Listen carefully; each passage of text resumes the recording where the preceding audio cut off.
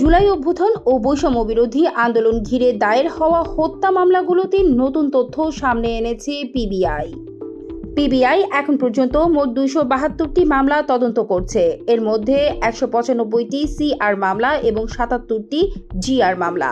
এ পর্যন্ত 163টি মামলার তদন্ত প্রতিবেদন আদালতে জমা দেওয়া হয়েছে। জমা দেওয়া 163টি প্রতিবেদনের মধ্যে 103টি মামলায় অভিযোগ প্রমাণিত হয়েছে, 7টি মামলায় অভিযোগ অপ্রমাণিত বলা হয়েছে। এর মধ্যে 14টি মামলা সরাসরি মিথ্যা মামলা হিসেবে চিহ্নিত করা হয়েছে।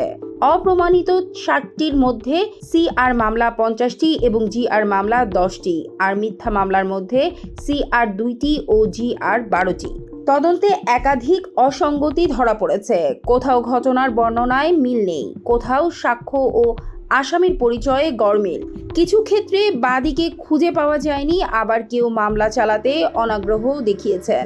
এই কারণেই অনেক মামলায় চূড়ান্ত প্রতিবেদনে অভিযোগ অপ্রমাণিত বলা হয়েছে।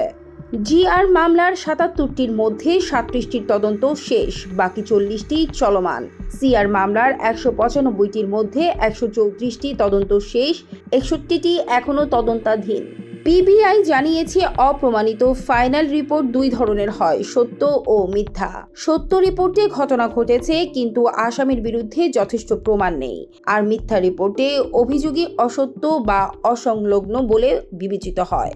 2024 সালের জুলাই আগস্টের সহিংসতায় নিহতদের অনেকের ময়না তদন্ত হয়নি, ফলে তদন্তে বিকল্প প্রমাণ হিসেবে ব্যবহার করা হয়েছে লাশ গোসল করানো ব্যক্তি, জানাজায় অংশ নেওয়া ইমাম, স্থানীয় সাক্ষ্য, ছবি ও ভিডিও।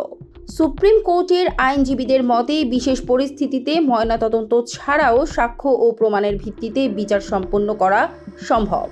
সারা দেশে জুলাই অভ্যুত্থান ও আন্দোলন ঘিরে মোট মামলা হয়েছে 1730টি।